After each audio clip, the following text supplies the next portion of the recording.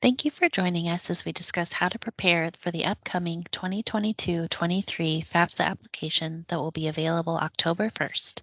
My name is Heather Calvert, one of the financial aid advisors here at Blackhawk College. Most of what I'll cover in this presentation will be relevant to any college or university you may plan on attending, with some BHC specific examples included along the way. Let's get started. Now that you're planning to go to college, you and your family may have questions such as, how much will it cost? Can I afford it? Where do I go for help? To assist you in finding the answers to these questions, we'll begin with understanding the cost of college. The cost of college will vary greatly based on a variety of decisions you make. Which college will you attend? Where will you live? How long will you be in school? These decisions can make a big difference in the total cost of your degree or certificate. In addition, you make enrollment decisions each semester that impact your costs. How many classes will you take? Do your classes have fees? Will you buy new or used books? You need to understand your costs so that once you have your financial aid information, you'll know how much college will actually cost you. The cost of college is often referred to as the cost of attendance, or COA. Many schools provide this information online or in the financial aid information they provide to students. What's important to realize is that the cost of attendance is an estimate. It helps you ballpark the price tag of college, but for many students, some of their actual expenses will differ from this estimate. Their cost of attendance could be higher or lower than the estimate provided. Items to consider when determining your cost of attendance include tuition and fees for your classes, living expenses or room and board, books, supplies, and transportation. Some costs are direct expenses which are billed by the school, such as tuition and fees, while other costs may be indirect expenses, which are costs that you incur along the way, but the school does not send you a bill for. It's important to know your actual costs as you budget and plan to pay for college. If you plan on attending BHC, you can calculate your actual costs by using tuition and fee information available online at bhc.edu/tuition. What exactly is tuition, you may ask? Well, when you enroll in a class, you're assessed a series of credit hours for that class. Typically, a class is 3 credit hours. In the current school year, students who live in district receive our lowest tuition rate of $149 per credit hour. So a 3-hour class times $149, the average class would be $447. If you're not sure if you live in district, you can check our district map and use the tuition rate appropriate for your location. Some schools also charge fees for each credit hour you enroll in. That's not the case here at Blackhawk. Instead, only select courses have fee charges. You can find a list at bhc.edu/tuition. The good news is, after you register for classes, your actual tuition and fee charges will be calculated for you on My Blackhawk. This confirms your billed expenses for the semester. Keep in mind you'll still have indirect expenses such as textbooks, cost of living, etc. So make sure to identify and track those in your budget for this semester as well. Once you've identified your costs, you'll want to compare those numbers to the amount of financial aid you're eligible to receive. There are a few different sources of financial aid you'll want to apply for. You can apply for the largest, most common federal and state financial aid programs by completing the FAFSA, which we'll talk about today. These programs are administered by the Department of Education and the Illinois Student Assistance Commission. Smaller, less common programs would require separate applications for qualifying students. Colleges, universities, and other higher education institutions also offer financial assistance to their students. Keep in mind, they may require additional applications and may have specific deadlines. The financial aid office on campus is the best place to inquire about institutional financial aid options. Outside and private sources such as agencies, associations, corporations, civic, religious, or philanthropic groups all can award scholarships to college students. To access these private funds, different eligibility requirements, award amounts, application forms, and deadlines apply. Be sure to reach out to them early and carefully. Your high school counselor can be a great resource for private sources of financial aid. It's also important to know that not all financial aid is equal. There are two basic types of financial aid: gift aid and self-help aid. Gift aid is free money that does not have to be repaid. It's usually awarded in the form of grants and scholarships. Self-help aid requires students to take responsibility for their funding. It includes work-study opportunities with the college and student loans. Grants are usually awarded on the basis of a student's financial need or limited ability to meet the costs of college, while scholarships can be awarded based on a variety of skills: merit, academic achievement, athletic ability, artistic talent, background, or any other attributes you may have. Work study is much like any part-time job. Schools receive funds to provide jobs to students, and the funds they receive pay the wages, giving students assistance in paying for their educational costs and work experience. All funds awarded must be earned through hours worked. At most schools, students are responsible for securing a job on campus through a regular application, interview, and hiring process. Student loans are financial aid that must be repaid. Federal student loans are provided by the government and allow low interest rates. There are also private student loans offered by banks. Those usually have higher fees and interest rates, and they can also require a cosigner. Generally, student loans are not repaid until 6 months after the student graduates, or if they drop below 6 credit hours of enrollment. You can complete the FAFSA on the web at www.fafsa.gov. Remember, the first cert in FAFSA is free. You should never have to pay for any assistance to apply for financial aid. The FAFSA needs to be completed every year that you want to be considered for financial aid. So mark your calendar for every October 1st. Before you get started, here are some important questions to ask first to help you be prepared. These are common questions that can often be a source of confusion. The FAFSA will help you determine if you're dependent or independent. Remember that the financial aid definition of dependency is different than the tax-related and even our personal definitions of dependent and independent students.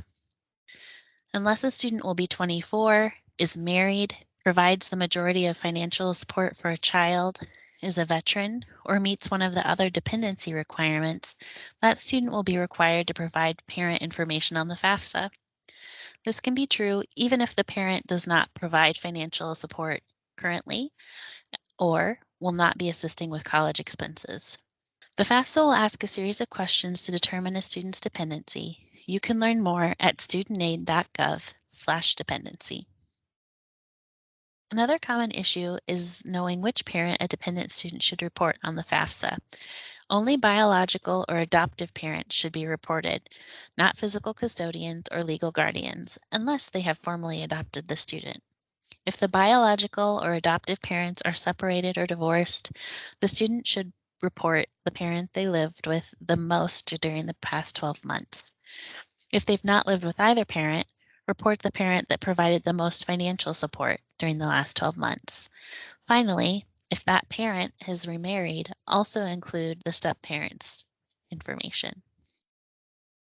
Again, more details about this can be found at studentaid.gov/dependency.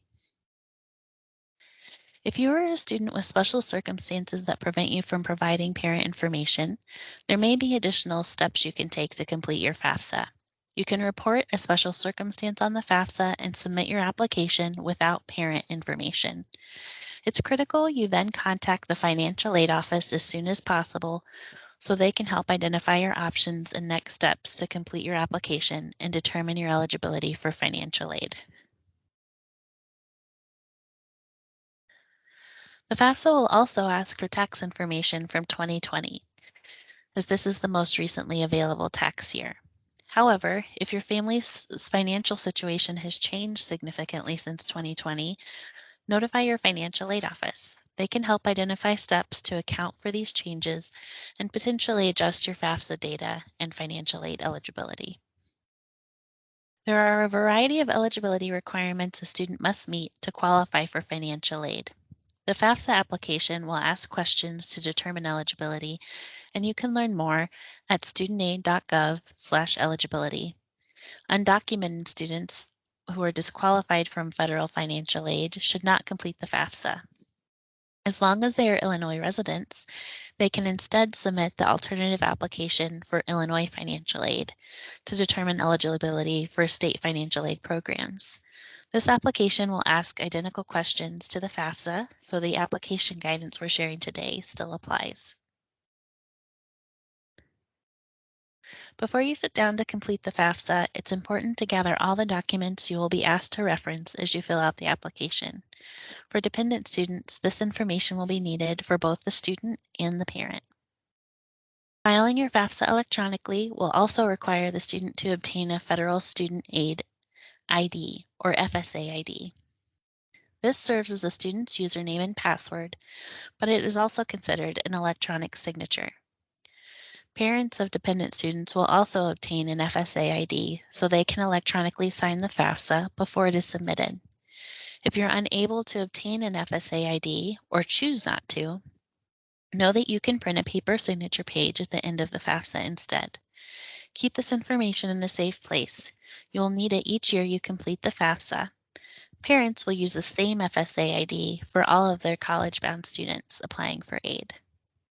On average, the FAFSA will take 45 to 60 minutes to complete, likely less for independent students. If you're a dependent student, both you and your parent should be present when completing the FAFSA. You step through a series of questions about the student, enrollment plans, and if dependent, parent questions as well. Some things to keep in mind. Make sure to list any schools you are considering attending.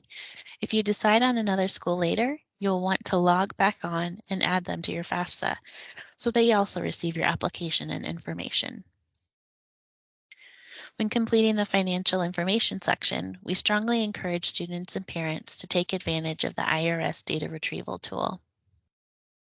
The IRS data retrieval tool allows you to electronically import answers to all tax-related questions and reduces the likelihood of needing to submit additional paperwork later. Not everyone is allowed to use the IRS data retrieval tool. An example is if you've had a recent marital status change, such as getting married in the last year or separating. If eligible, still refer to your paper tax documents. You'll need this information when you're entering your basic information for a successful database match. When it's time to submit your FAFSA, you can either sign with your FSA ID or print a paper signature page. This typically takes longer. Choosing other options to sign and submit, it'll allow you to print a paper signature page. If you have Blackhawk listed as one of your colleges for the FAFSA, we can submit the signature on your behalf instead of mailing it to the Department of Education. To determine your financial need, the U.S. Department of Education uses a federal need analysis formula established by Congress. This formula takes all that FAFSA information and determines your expected family contribution, or EFC. This number is not the actual dollar amount you'll pay for school. It's more of an index number, which is used to determine what kind of financial aid you may qualify for and how much of those funds. Once a school has initially reviewed your FAFSA, they'll send a notification regarding its status to the student. Most schools communicate primarily through the student's college mail. If you are looking at 3 schools, you'll have 3 college emails to set up and check semi-regularly for updates. The school may require additional institutional forms. This is especially common with private colleges. The school may also request additional documentation to verify FAFSA information. Once your eligibility is determined, the school will notify the student of financial aid awards. Compare these awards to any cost estimate to determine if additional funds are needed to help pay for school. Finally, don't forget that most scholarships, including those at the school, will require separate applications. Start looking for those opportunities this fall. You can learn more about the financial aid process here at BHC by visiting our website at bhc.edu/financial aid. Scroll down to our main page for an overview. Each school's financial aid office may have different timeframes for processing financial aid. It's a good idea to review all the financial aid pages for the schools you think are considering. Keep in mind, all notifications are sent to your My Blackhawk email. It's important to check this email regularly, even during the summer. 2022-23 notifications will begin in April. If we request additional information or action from you, make sure to complete that by July 1st. When you submit documentation to our office, make sure to include your Blackhawk student ID number and allow 10 business days, 2 weeks, for a student update at your My Blackhawk email. While you're waiting, remember, Blackhawk's Foundation Scholarship application is separate and it is due by May 15th. For some students, financial aid may not cover your semester bill in full. Know that you are responsible for making personal payment arrangements for any balance due by the payment deadline each semester. You can find more information about payment arrangement options at bhc.edu/payments. Students who require additional funds to help pay their balance due can consider applying for a student loan. You can find more information about student loans by going to bhc.edu/loans. Some final tips. Remember that the FAFSA will be completed each year you attend college. If you plan to go for 4 years, you'll complete the FAFSA 4 times. If you will be creating your FSA ID, it's critical that you use your own cell phone number and a non-school email. This way, if you need to reset your password in the future, you'll have access to the phone and email that were used. Be aware that students can only receive financial aid at one school at a time. If you're attending 2 colleges at once, which happens sometimes, only one school can pay your financial aid for the classes you are taking at that school. Remember to set up and monitor the college email accounts for each school you may attend. It's important to ensure that you receive notifications as soon as possible. And finally, there's no hard deadline to apply for financial aid at Blackhawk College. It's ideal to complete the financial aid process start to finish before July 1st. This can help avoid dropped classes and late fees when the payment deadline comes. Typically, Blackhawk College hosts large FAFSA completion events each year. This year, however, we will be offering smaller events with limited attendance, while also providing a variety of virtual opportunities to get assistance with your FAFSA. These events require students to sign up in advance. Visit bhc.edu/FAFSA for a list of FAFSA completion opportunities and resources. We also partner with the ISAC Corps, who provide college access and financial aid support to our local community. You can find the ISAC Corps member that covers your school district at studentportal.isac.org/student.